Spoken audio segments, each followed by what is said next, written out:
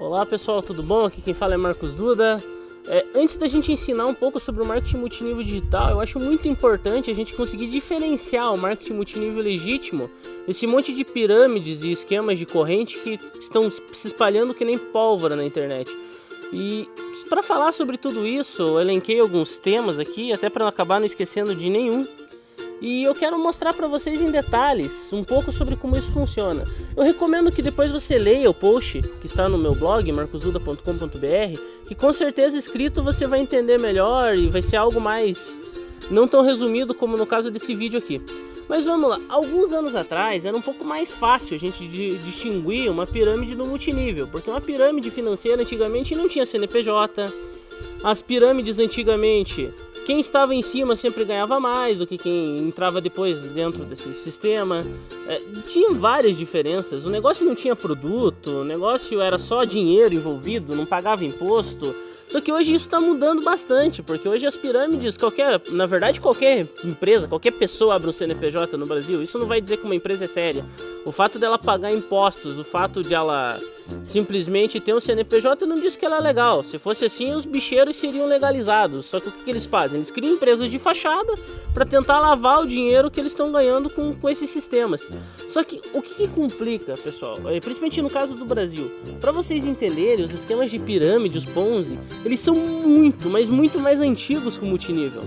Na década de 20, um rapaz chamado Charles Ponzi, ele criou um sistema que foi batizado como Sistema Ponzi. O que ele fazia? Ele pegava selos internacionais, vendia no correio americano, dizendo que isso daí ia dar uma alta margem de lucro. Então ele pegava o dinheiro das pessoas para investir em selo e prometia 50% em 40 dias e lucrar até 100% em 90.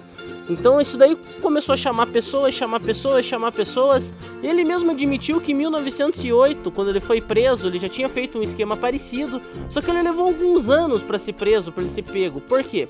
Quando começou as investigações, que ele estava com muito dinheiro em caixa, as pessoas que ficaram com medo começaram a pedir de volta esse investimento que eles tinham feito dentro do seu esquema. O que ele fez? Foi lá e devolveu o dinheiro do pessoal. Isso fez as pessoas confiarem que era um negócio sério e botar ainda mais dinheiro. Alguma coisa que está acontecendo muito hoje ainda. Então o que acontece? A primeira explosão do marketing multinível só veio acontecer em 1940. Foi a década de 40 que o multinível começou a proliferar. Só que isso já, como muitos esquemas que nem o de Ponzi já tinham sido feitos até essa época, imagine até hoje, as pessoas começaram a olhar o marketing multinível e começaram a confundir até com pirâmides, com sistemas financeiros, sem escrúpulo nenhum, na verdade. Então, o que acontece? Por que ele demorou a ser preso? Porque era algo novo para a justiça. Como é um golpe novo, a promotoria, o Ministério Público, os órgãos competentes, eles demoram para conseguir ver onde está o furo, porque são esquemas muito bem feitos. E no Ponzi em 1920 não foi diferente. Tanto que quando surgiu o multinível em 1940, ele foi amplamente investigado, tanto que criaram leis específicas, uma lei ficou até conhecida como Lei Ewing nos Estados Unidos, criando algumas regras para enquadrar uma empresa que é multinível e uma empresa que não é. Então se a gente for pegar um resumo, até vou abrir aqui para mostrar para vocês vão olhar melhor no texto, mas o que ele fez? Fez um negócio prometendo lucros de 50% em 45 dias, usou produto de fachada, que eram os selos, pagava todos em dia com o dinheiro dos novos que entravam no esquema, ou seja, os selos não davam o lucro que eles falavam, que acontece com várias empresas hoje, o lucro não está no produto e sim de pessoas novas entrando. Ele foi investigado, como eu falei, no meio de toda essa investigação ele pagou todo mundo, que fez entrar mais gente ainda. E quando a primeira empresa caiu, o que ele fez? Tentou abrir outras. E abriu outras várias antes de ser preso ainda. Então o que acontece hoje é isso. O famoso piramideiro, ele pula de uma empresa quando ela cai e vai para outra. O sistema sempre estoura. Então, há 100 anos atrás as pessoas caíam nisso aí. Hoje continuam caindo, olha que interessante. Então o que acontece? Como funciona o marketing multinível legítimo? As pessoas não conseguem entender. Eu criei um exemplo aqui, por exemplo, uma empresa que tem um shampoo anti-caspa. Para você entender isso aí, a ilustração no post vai ser mais interessante. Mas entendo, você vai usar o shampoo anti-caspa, você fazendo parte da rede dessa empresa ou não, você já consome esse produto. A ideia do marketing multinível é pegar um produto que seja mais vendido fora da rede do que dentro. Isso que é importante. A maioria do consumo tem que ser feito por pessoas fora da rede. São produtos que você compraria, você estando cadastrado na empresa ou não. Outra grande diferença do marketing multinível. Geralmente as empresas investem muito em marketing, mas o que você confia mais? No que seus amigos indicam ou no que você vê na TV e na internet? Se você precisa de um médico, um cardiologista, por exemplo, você vai procurar na lista telefônica o número de um cardiologista ou vai tentar consultar amigos qual que é o melhor médico para te atender nessa área? Então olhem a diferença, você vai em cima de indicações. Quantas vezes você já foi no cinema ou assistiu um filme que você gostou e recomendou para os seus amigos? Esses seus amigos foram assistir o filme por tua causa. Às vezes você lota um cinema através das suas indicações, sem ganhar nada por isso. Algumas empresas começaram a olhar esse mercado que realmente a indicação das pessoas vale muito mais do que uma simples propaganda tradicional. Então o que as empresas enxergaram? Se elas já indicam as coisas sem receber nada, imagina se a gente começar a pagar por essas indicações. Que pessoas influentes, que têm um meio social poderoso, com certeza se indicarem um produto, muitas pessoas vão se envolver com ele. Por exemplo, a empresa Jequiti de vendas diretas. Com certeza o que fez a explosão dessa empresa, ela está valendo hoje praticamente R$1 bilhão, foi o quê? Simplesmente o Silvio Santos indicar, uma pessoa que tinha credibilidade. Então, nesse conceito surgiu o multinível. O multinível nos paga uma fração do que ele fatura. Se, por exemplo, eu indiquei para várias pessoas, a empresa vendeu R$100, a empresa vai pegar 20, 30 reais, que é o que ela gastaria em propaganda e vai pagar em rede. Isso daí no post tem um exemplo especificado, eu não vou passar no vídeo que vai ficar confuso, mas se vocês forem olhar o exemplo, eu vou explicar exatamente o que acontece. Que eu, estando numa empresa de multinível, eu consigo ganhar com vendas, eu consigo ganhar indicando para várias pessoas, eu consigo ganhar dinheiro pela indicação dessas outras pessoas, só que isso sem prejudicar a empresa e nem as pessoas, são coisas que as pessoas já fariam. Outra coisa interessante, empresas de marketing multinível legítimo, para elencar os pontos, tem consumo alto dos seus produtos fora da rede. Se não existisse a rede, eles iam ser comercializados da mesma maneira. Como a empresa paga sobre a venda de produtos, se não entrar mais ninguém na empresa de multinível, ela vai continuar pagando normalmente, porque ela paga sobre consumo de produtos. Uma empresa de multinível não quebra se parar de entrar gente, pessoal, entendam isso. Outra coisa, se a empresa hoje não vender mais nada, logicamente a empresa vai fechar, porque toda empresa precisa vender, só que ela não fica devendo nada para ninguém. Diferente de algumas empresas que se hoje não entrar mais ninguém, ela não vender mais nada, ela tem contratos que ela vai ficar pelo menos 1 ano devendo para as pessoas. E as pessoas falam, mas de onde você tirou isso, Marcos? Pesquise na internet, existiu uma empresa chamada Zeke Rewards. Essa empresa fez uma explosão no mundo inteiro, ela faturou mais de $1,5 bilhão. Os órgãos americanos começaram a prestar atenção nessa empresa, e a SEC, que é o órgão que regula, o equivalente à CVM aqui no Brasil, uma Comissão de Valores Imobiliários, ela interviu e fechou essa empresa, porque ela viu que a bomba explodir. Antes que todo mundo fosse prejudicado, a SEC entrou lá e parou o esquema de pirâmide. O que a Zeke fazia? Ela vendia bids de sites de leilão, para você comprar produtos e dar lances, e falava que ela te pagava pelos anúncios que se fazia da própria Zeke. Ou seja, se fazia um anúncio por dia, você ia receber por isso. Só que olha que interessante, a empresa paga muito mais por esse anúncio do que qualquer anunciante ia ter coragem de pagar. Você ganhava, na verdade, as vendas eram ínfimas. Você ganhava de pessoas novas entrando. Para o negócio se sustentar, ia ter que ter mais pessoas entrando e colocando dinheiro. E principalmente não utilizando o produto. Sendo que acho que 90% da rede não dava lance em lugar nenhum.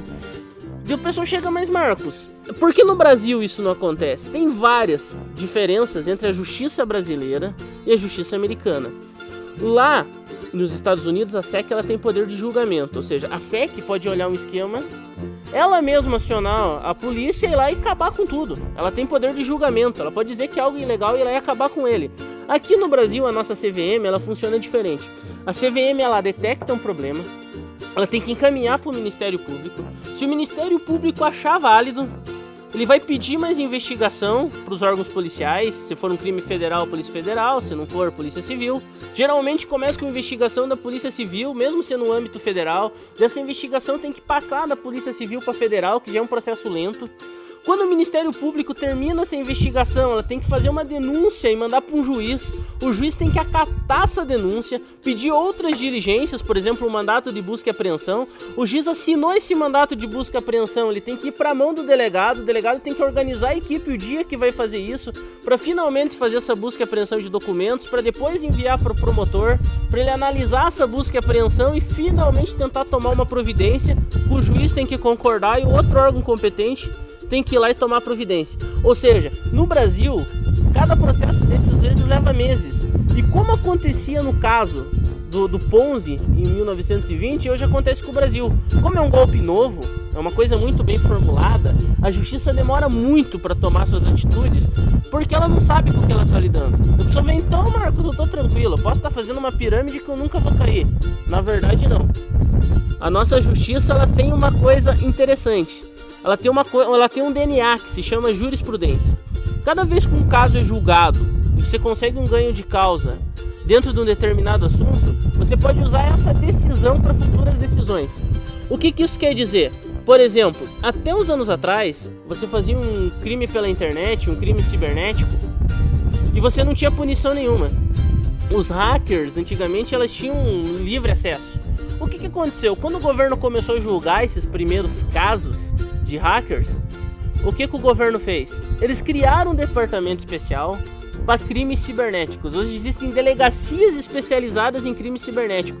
Ou seja, a própria polícia já tem um setor separado, ela vai investigar e quando ela chegar no Ministério Público, ela chega com tudo pronto, já chega com o inquérito e as providências que tem que ser tomadas. Então a justiça anda pelo menos 50 vezes mais rápido quando é algo que o governo não conhece.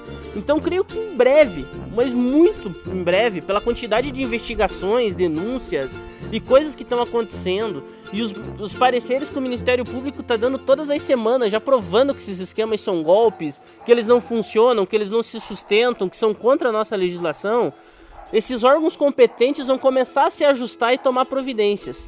Então, para fazer um resumo, pessoal, das diferenças, eu fiz um post, você lendo, novamente eu repito, vai te ajudar você a entender. Mas entenda uma coisa, o marketing multinível legítimo é um sistema de distribuição de produtos que traz lucro para a empresa, para as pessoas, e o foco é no produto. Você vai utilizar. Esquemas de pirâmide sempre vão colocar um produto que geralmente você não vai usar, ou se você vai usar um produto, eles fazem você comprar 100, pagar mensalidade sobre eles, ou dizem que te pagam sobre outra coisa qualquer que você sabe que isso não dá lucro nenhum para a empresa. Ou seja, marketing multinível você recebe porque você traz valor para a empresa e ajuda o mercado a conhecer o produto. Você é pago sobre o marketing que você faz em vários níveis. Na pirâmide é o contrário. Você não traz valor nenhum para a empresa sem ser o teu dinheiro. A única coisa que você traz para a empresa é dinheiro para se pagar o povo que já tem para receber e você tem que trazer novas pessoas para você conseguir receber. Eu vou dizer uma declaração que eu sempre falo, tem gente que fica revoltadinho, mas para mim piramideiro é pior que traficante e ladrão, porque o traficante e o ladrão geralmente não envolve a sua família. Já quem mexe com pirâmide, tirando dele tá ótimo, ele não tá preocupado com nada. Não importa se vai pôr seu pai, sua mãe, sua esposa, sua sogra, seus filhos, todas as pessoas que ele ama, ele ganhando dele tá ótimo. Se a família dele conseguir tirar o deles, melhor ainda, o resto que entrar pra frente que se exploda. Então essa visão que muitas pessoas têm, prova que eles não servem para fazer multinível. Multinível são pessoas se ajudando, são pessoas, uma querendo mais o sucesso da outra, e piramideiro não tá nem aí, ele espera o esquema dele explodir e vai para outro. Então leiam o post, pessoal, comentem, eu vou ver o comentário de vocês, vou ver o que vocês mais gostaram, o que vocês mais se interessaram. Se vocês quiserem que eu faça um vídeo explicando um detalhe específico do post ou do vídeo, eu vou fazer. Então aguardo os comentários de vocês, pessoal, espero a interação de vocês e fiquem tranquilos. A nossa justiça já está criando um DNA, já está criando uma maneira para ela conseguir identificar esses esquemas. Então os esquemas que duraram 3 anos hoje já duram 1, e com certeza mais alguns meses, no primeiro ou segundo mês, esses negócios já vão ser fechados e vão ter intervenção da justiça.